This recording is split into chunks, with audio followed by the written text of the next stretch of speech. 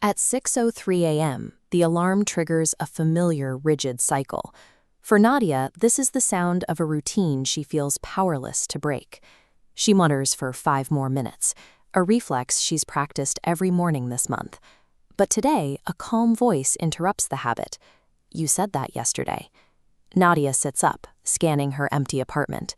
She immediately dismisses the interruption as a hallucination, one more symptom of a mind she believes is failing her. When a person is locked in a cycle of negative filtering, the brain stops treating the inner voice as a neutral observer. It begins to perceive its own thoughts as a hostile presence.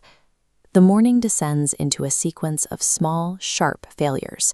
She forgets her keys, she burns her toast, she misses the bus. This illustrates confirmation bias. The central core of self-doubt actively pulls in these unrelated setbacks and locks these points into a rigid ring, creating a structure of evidence for a disorganized identity. The voice attempts to break the ring. It reminds her of a time when she solved complex problems and relied on careful planning. Nadia rejects the reminder. To her, those past capabilities feel like they belong to a stranger, buried under the weight of her current exhaustion. Chronic self-doubt functions as a mental vacuum. It actively clears away positive memories to ensure the narrative of failure remains uninterrupted. At lunch, Nadia sits alone and makes a definitive, unprompted declaration: "I'm failing at this job." The inner voice shifts. It stops observing and starts acting as a challenger, refusing to accept her subjective feelings as settled facts. The voice introduces counter-evidence. The Harris report completed ahead of schedule. It then highlights how she proactively helped her coworker, Maya, with a presentation.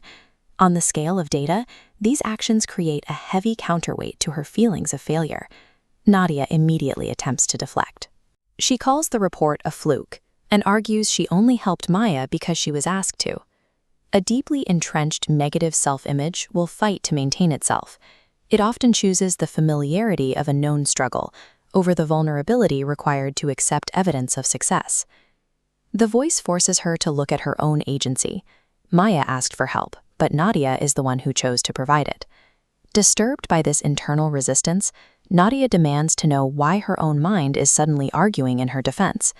The voice provides the turning point: "Because you won't."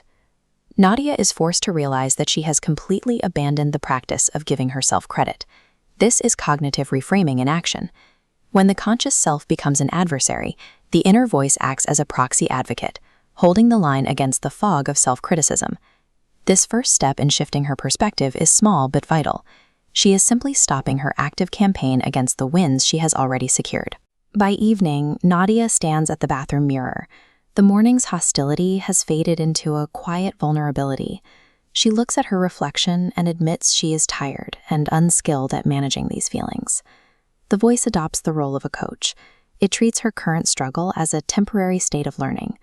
Nadia notices the voice sounds different now, but the voice reveals it has always sounded this way. The sound wave remains identical. The only shift is the lens through which she hears it. Internal dialogue is a neutral frequency. It takes on the warmth or the jaggedness of our self-perception.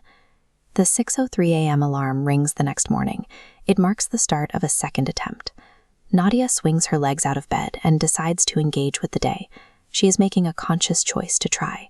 She moves through her apartment with the quiet momentum of someone who has found an internal ally. The voice in your head is a permanent fixture. By challenging self-doubt with a little grace, you architect a companion worth listening to.